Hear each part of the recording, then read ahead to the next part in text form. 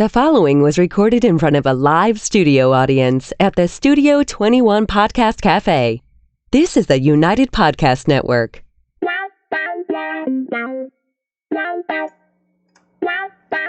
Good morning and welcome to the Writer's Block Podcast NH. I'm Deborah Monk, empowering you to find your creative voice. Today we're going to be talking about where do writers find their inspiration. So as a writer, one of the most common questions I get asked is, where do you get the ideas for your stories?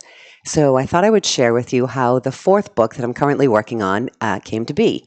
The book is called The Wisdom of Women, 10 Decades, 10 Women, 5 Questions. And many years ago, I had the idea that at some point I would write a book where I would interview women, because I find interviewing a really great way to learn from people, and I know learning about being a woman is something that I always am interested in, and the different ways that people see things. So I knew I was going to do that. I knew only that I was going to write a book where I interviewed women, and I had an idea that there would be questions. I didn't know what the questions would be or if they would change per woman, but I made a little folder, I wrote a little sticky, and I stuck it in, and that was years ago. So, last summer, I was walking down the beach with my friend Maureen, and there were two women sitting in one of those low beach chairs right on the edge of the water with their toes kind of dancing in the edge of the beach, of the ocean. And Maureen, who's an avid seamstress, noticed that one of the women had a ruffled skirt on, so she complimented her. And the other woman, who was about our age, and said that her mother didn't speak English, so she translated for Maureen. Well, the woman, who apparently was almost 90, got out of her low chair and did a little pirouette in her ruffled skirt. And I just found that so interesting that at 90 years old, she could get up. I think it would take me longer to get out of that chair. So we ended up sort of sitting down and talking to them for a moment, and I told them I'm a writer and that I had this feeling that this woman was supposed to be in this book. And I always pay attention to the guidance, to the feelings. And so I told them I'm a writer and that someday I'm going to be writing a book. And I wondered if I could get her information so that when that time came to be, I could reach out to her. And they were lovely, and she said yes. They asked what kind of books I wrote, and I gave them a little information. The thing is, the more I talked to them, the more I knew about the project. Suddenly I was telling her I was going to interview 10 women and that they were going to be different ages, which I hadn't decided that before. I also heard myself saying I was going to ask them all the women of the different ages, the same question. So suddenly words are coming out of my mouth that I had never thought through before. And the older woman, her name was Nina, almost 90. She doesn't speak English. She only speaks Polish. So everything I said to them, her daughter would translate. And the woman, Nina, ended up reaching out. She touched her heart, and then she touched my heart, and she said energy. And I just thought, I felt so connected to this woman, and it felt so important. Now, at the time, I was right in the middle of my third book. I was in the heated middle of working on the cover and the formatting, the part that's really involves a lot of people, and it's very stressful, and there are a lot of choices, and you have to narrow it down, and you're never sure about your choice. And, there are questions like font, which ends up, can take you a month deciding on. So I was in the middle of that. I was not in a creative space. So we had this conversation. It was completely lovely. I was feeling it. I felt like I was vibrating. I knew I was being inspired. And I asked if I could have their information. She said yes. So I ran back to my own blanket to get my paper and pen. And when I came back, I had my business card with me. I gave it to them so they could look up and make sure that they could see that I really am a writer. And I was writing down her information. And it was like the universe bitch slapped me on the back of the head, because I clearly was not getting the full message. Because the next words out of the daughter's mouth were, her mother was going back to Poland in 2 weeks. Now, not to be fearful, and she would be coming back possibly next year, but she's also almost 90. And so I felt that the universe was saying, I don't care whether you're ready. I don't care if you think you're ready. I don't care if you're distracted. I don't care if you're in the middle of something else. You need to do this now. So I did. I always listen. I mean, when the universe bitch slaps you up the back of the head, when you can actually feel it happen to you, you realize that it's important to pay attention. So I did, and I set up an interview with her 1 week later. Now, the interesting thing is I did not have the questions that I was going to ask. So within that week, I had to come up with the 5 questions. And the funny thing is, they came to me so easily and so clearly and so simply and so confidently, which at another time, that never would have happened. It was just time for this book to be ready. I didn't think I was ready, but apparently the universe decided I was. So I interviewed her, and at the time, again, I was sort of thinking, okay, I'm going to do this interview now. I'm going to put that in the folder. I'm still going to put it aside. Well, again, the universe had other plans. It then directed me to the next person that I was supposed to interview for this book. As I said, I was in the middle of another one. I was working with a cover artist. I went to her house to work on the project that she was doing for me, and her daughter was there. And her daughter was 10 years old, and she was kind of peeking out from behind her mother's leg. And her daughter, it seemed fairly obvious that she was kind of shy, but very, very, very, very sweet. And she complimented me on my dress. And I just thought, if only we all started every conversation, even when we're hesitant or shy, with a compliment, it would probably be a better world. But then the daughter left the room. I worked with a mother on the cover of this other book. I left. And in my head, I heard the universe whisper, the girl's name is Saren. Saren is meant to be in this book. And I said, but 10 years old is too young to ask the questions. I don't want to use a 10-year-old. I'm not planning on using a 10-year-old. It just doesn't fit. And so I put it aside. About 6 weeks later, I had to go back to have the meeting with the mother again, and the daughter was there again. And as I was getting dressed that morning, I was very aware that I was putting on just a little bit of a prettier dress. I didn't know if the daughter would be there, but she was. And again, she noticed my dress. And this time the universe yelled and said, she has to be in this book. Now, I've literally spent approximately 4 minutes in the presence of this child. And it wasn't the plan that I had, the vision that I had for the book. But again, when the universe speaks, when you feel it that loudly, and especially when you hear it a second time, I chose to listen, and I did the second interview, which I didn't think could top. I thought once I did Nina, I thought, well, Nina's going to clearly be my favorite interview in the whole book. Nobody else will compare. Nobody else will be as good. Why did you think that? Because Nina she's beautiful. She has long hair. She gets up and dances and twirls on the beach at 90 years old like a salsa dancer. She had wisdom. We didn't speak the same language. And yet I interviewed her, and obviously her daughter was there translating, but I would stare at Nina and ask her the question, and she has these bright blue eyes, and she would stare back as if she was hearing every word, and then her daughter would translate. And as a side note, the funny thing is, when the daughter and the mother would be speaking, I could hear the daughter and the mother frustration tone with each other. So even though it was in Polish, I knew exactly what they were saying to each other. The daughter was saying, "Mom, hold on. You have to be quiet while I hear her," because she could only hear one of us and then translate for the other. So the meeting with Nina was magical. I of course, so shock of all shocks. I ended up crying as we were leaving. Big surprise. I know, not a surprise at all. But so the meeting with Nina, and somehow not speaking the same language made it so much more intimate and intense, because there was that, you had to think about what you were saying, and then you had to wait for it to be translated, and then you would hear her answer but not understand the words, and you would have to wait for those to be translated. So it was so intimate, and we were so present with each other, that I honestly thought, nothing can beat Nina. She is my favorite. And I will say she is definitely always will be one of my favorite, and the catapult to making this book happen. So then when I did meet with Saren, I called her back after I left. I called the mother, and I told her exactly what I was feeling and thinking, and how I didn't know if Saren would be interested or if her mother would let her be in it. They were both very excited. When I met Saren, we met at a coffee shop, and her mother brought her, obviously, with her little brother. And they left the room. And it was at a little coffee shop that had these little patioed wire tables, with little teacups. And Saren sat down and she said, "I was at school today, and I wanted to tell my friends that I was being interviewed today for a book, but none of them would think it's as cool as I do, so I kept it as a little secret." She was just adorable. She was captivating. And she was 10, and she was saying things that were so wise that, within 2 minutes of sitting down with her, I completely realized why she was guided to be in the book as well. How much of the wisdom is really a result of asking a good question in an interview so that you set the person up for success versus, or does she just have the wisdom? Well, I'd love to take a little credit and say that I have good questions. So I hope that's true. I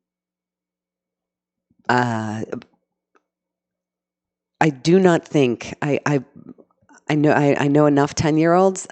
I do not think that many 10-year-olds would answer like this kid did. She was brilliant and literally captivating. I sat down thinking, okay, I'm the woman, I'm the adult, I'm the author, I'm in charge, I'm the boss. And within literally 2 minutes, I realized I'm just writing as fast as I can everything she would say. Sometimes I'd have to put my finger up and say, just stop for 1 second because I have to write that verbatim. It's so good. I have thought about, should I be taping them, which probably would be a good idea, but I haven't been. I've just been writing as fast as I can, which feels more natural to me. So I guess that's the answer. Hopefully my questions are good. A huge, huge piece is that it's the right woman who can answer. And I didn't know, again, another thing I did not know, I think I've interviewed 8 of the 10 women so far. I started this book only with the idea of I'm going to interview women, I'm going to ask these questions. And of course, the questions have helped me narrow down the direction of the book, but not really completely because they're big questions, they're life questions. But the funny thing is I had been at that same beach. It's Rye Beach. I go with my best friend Maureen every Monday during the summer. And we had, the week before I met Nina, my mother had said she wanted to go to the beach. My mother's 78. And her aging has been a struggle for her. She's had to have 2 shoulder replacements. She's had a lot of heartbreak. She's had a lot of loss. And so physically she's declined. She's not where she wants to be. So when she came to the beach 1 week, I actually believe it was 2 weeks because there was rain on the Monday between. So 2 weeks before, I had my mother at the beach, and my daughter was there, and my best friend Maureen, who I've been best friends with since 6th grade, and we had to help Mom onto the beach because Mom's unsteady on her feet on steady land. So when we took her onto the beach, she was wobbly. So Maureen's on one side, on holding her chair. I'm holding Mom's elbow. Sophie's holding her other elbow. We're maneuvering her onto the beach. At one point, Mom said she'd like to get her feet in the ocean, and we walked her down. And you know how the waves come in and the sand shifts? Yeah, it washes the sand out. Well, Mom, all 3 of us were literally thinking we're going to go down in 6 inches of water because we can't manage to keep Mom up. So we had to get her back to the chair. So what I didn't realize is in writing this book that one of the things I'm seeing of aging, and I've seen how my family has aged, and I've seen that the concept of aging for generations before us has been very different. So even when I started this book, I had no idea that was really the seed of the purpose of this book, is to discover what it means to age, what are the options of aging, how can you age differently than your circumstances and then your experience has shown you. Because if everyone in your family has aged this way, then you think that's the only way, that's your only exposure to aging. So seeing the aging that has happened in my family has been a sad, very sad experience for the women in my family. So, oh Lord, So that's one of the things that I'm just now discovering as I'm going back through the interviews. I have a cold, so that's why I sound funny. Yeah. That's one of the things that I'm discovering as I'm putting the book together, that is one of the seeds of wisdom that I'm hoping to discover through this book. And when you meet a woman who's 90-year-old, almost 90, she's 88 right now, she is bicontinental. That's how she lives her life. She spends half of the year in Poland in her own world where she has her own friends and her own experiences and her own workout, and she swims 3 times a week, and she travels and spends some of the summer here with her daughter and her daughter's children. At 90, almost 90. And she said all of her friends say, "Aren't you afraid to fly?" And she said, "How can I be afraid to fly? I'm bicontinental." And so her way of aging is so different than everybody else she knows. And that's why she is a beacon of light on this beach. That's why she has these bright blue eyes, this long white hair that she's, the picture I have of her, because there's going to be a picture of each woman where she's literally leaning back in her chair with her hair blowing in the wind and her eyes, her blue eyes looking up to the sky as she's basking in the sun. And then 2 weeks before, I had my poor mother who was unable to dip her toes in the ocean. This woman's jumping out of her low beach chair and doing a pirouette like a salsa dancer. So when people ask where do the ideas come from, I think that I have 3 pieces of advice, and I think this story, the concept or the incantation of this book coming into life, I think I subscribe to all 3 of these policies. The first is write your ideas down. In my opinion, ideas are like clouds. They come across, they blow into you, and then they blow out of you. That's why I have paper all around the house, because even if I wake up in the middle of the night and I think, I just fixed that plot problem I'm having, if I don't write it down in the morning, suddenly that plot problem fix is gone. So even though it's not something you may be doing right now, even though you don't know where it's going to go or what the purpose of it is, write everything down. Which is what I did. I knew I was going to write a book about women, and that's interviewing women of different ages, and that was all I knew. And now that is I'm very far into my 4th book. The second thing is pay attention to the world around you. Things are happening all the time. And that is good advice that I've heard from many, many people. And I'm going to take it a little bit deeper, a little bit further down. When people say pay attention to the world around you, to me, what I've always heard is, you're sitting at a coffee shop, you hear a conversation that's going on, or you see something that's going on in your own family that you might use in a book, or, a secret gets revealed from your best friend and you think, I might do that. You find out someone has just taken the DNA test and that their brother's not really their brother or is only a half brother. So all of those, just the surface level things, that's what I've always took that advice to mean. But what I'm saying is when you want to pay attention to the world around you, know what your strengths are and know what you're looking for. So when I'm looking for ideas, I'm not looking for a DNA test. I'm not looking for a plot. I'm looking for a question, because that's what interests me. So keep your eyes open on the things that interest you. Pay attention to the world around you in the areas that interest you. And a lot of times those are the intangible things. And that takes a little bit more focus. The third thing is pay attention to your guidance and the signs. The more you look for signs, the more you will find them. A perfect example is last Wednesday, I was driving to work and I was thinking, what do I want? The question that I've been thinking about that day is, what do I want more of in my life? Now, this is a job I've had for multiple years. I've driven the same route every single time. I only know one way to get there. There is a street sign called Lovejoy Drive in Andover, Mass. And that is the day that I saw that sign. Now, I didn't have time to stop and take a picture, but I will.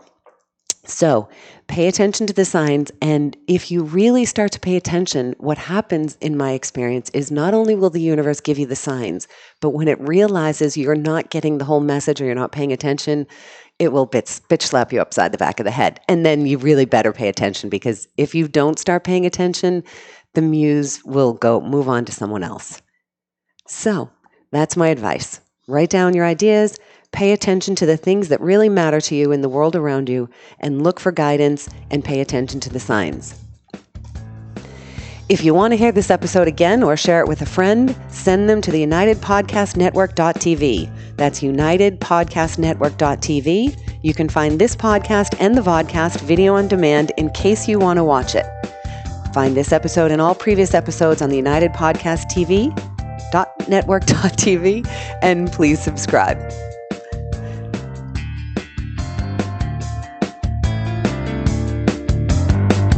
The views and opinions expressed by the hosts, guests, or callers of this program do not necessarily reflect the opinions of the Studio 21 Podcast Café, the United Podcast Network, its partners, or affiliates.